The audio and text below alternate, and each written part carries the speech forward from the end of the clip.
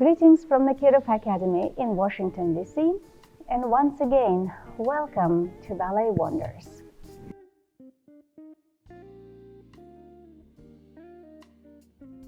It's lovely to see you, and thank you for joining me for another special episode in dance history today. In the time of crisis, there are pressing needs for all of us, no doubt. But of all the necessities, art continues to stay central to our well-being. Art, with all its histories, lessons, comparisons, analogies, and metaphors, is all around us. It remains the source for our collective wisdom and shared expression. We rely on it. We can't live without it. Why arts? Because history shows us again and again, art dislikes indifference.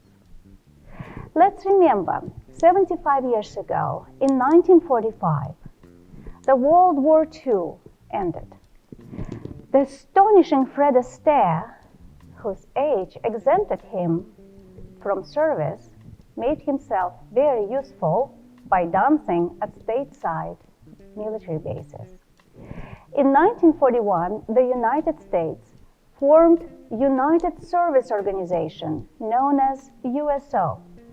Through this organization, American musicians, singers, Hollywood stars, Broadway stars, and of course dancers traveled to front lines, hospitals, combat zones to entertain the American troops.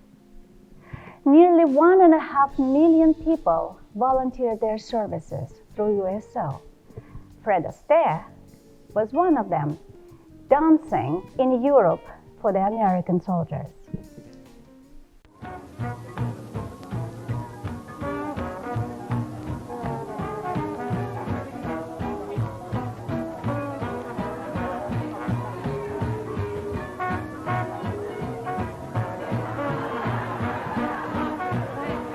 It might be fair to say that no artist has ever danced to a more appreciative audience.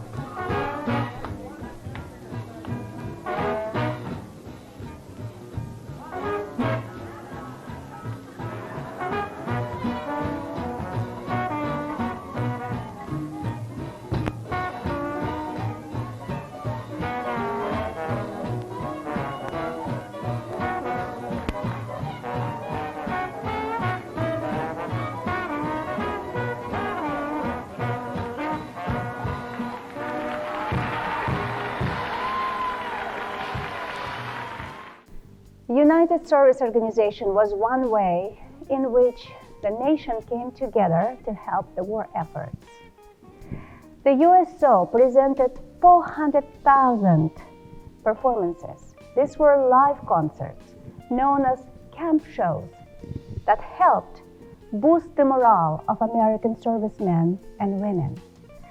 Just one look at the unforgettable Mitzy Mayfair, the American actress and dancer. Her style, so exuberant, contagious, and full of life, surely brings the smile and hope back.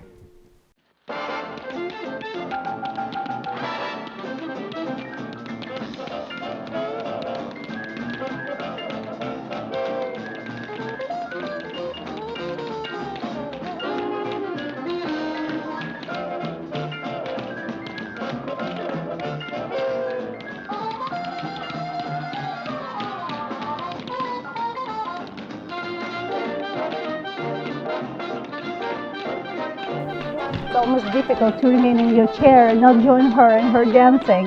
It's absolutely contagious.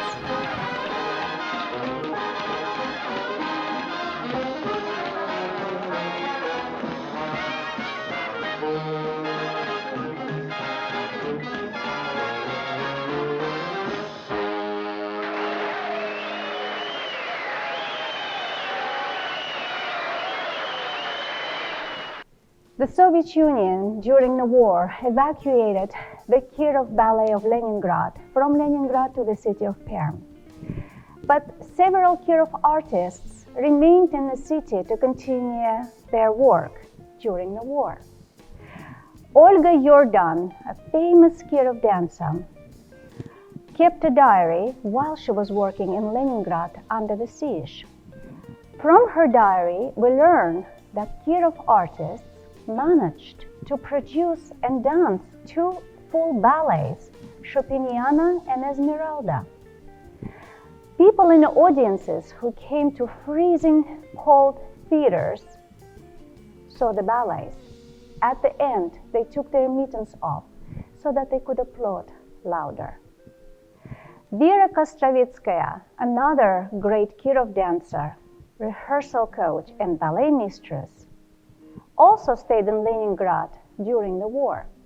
She helped organize 250 performances in hospitals for the wounded soldiers.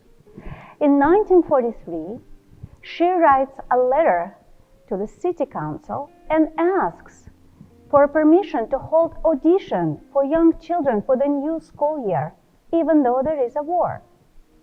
She gets the permission, and 20-some children enter the school that year. At the end of that year, they were the ones to perform in hospitals for the wounded soldiers. We also remember Vera Kostrovitskaya today for her legacy in methodology of classical dance. Her book, 101 Classical Dance Lessons, stays with us daily today, and it's dedicated to all of my students, as Kostrovitskaya puts it, future, present, and past. The Bolshoi Theater was also evacuated from Moscow to the city of Kuybyshev during the war. But artists from both theaters, Kirov and Bolshoi, continued to travel in small groups to perform in the front lines and combat zones. There is an incredible footage of outstanding Olga Lepeshinskaya and Peter Gusev from the Bolshoi dancing waltz for the soldiers in a hospital on Volga River. It is such a treasure to watch.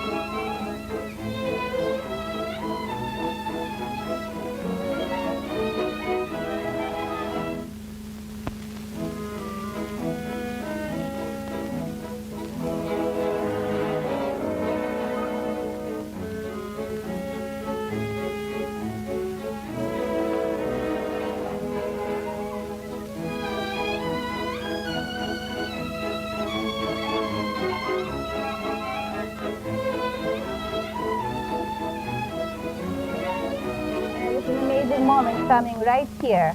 Watch.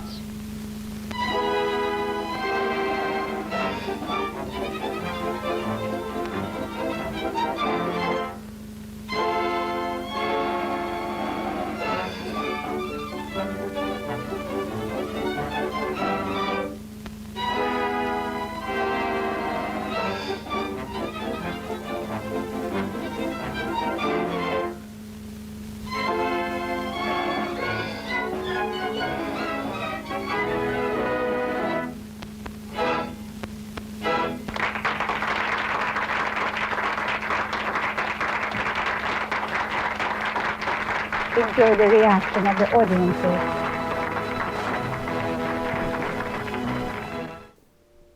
Crisis put artists all over the world in a difficult position. But artists continue to react quickly, imaginatively, and creatively to share their knowledge. Whether it's a live performance, a reading, a ballet lesson, or a music class, these are the people, together with the heroes of today's crisis, who will be remembered in the post-pandemic times.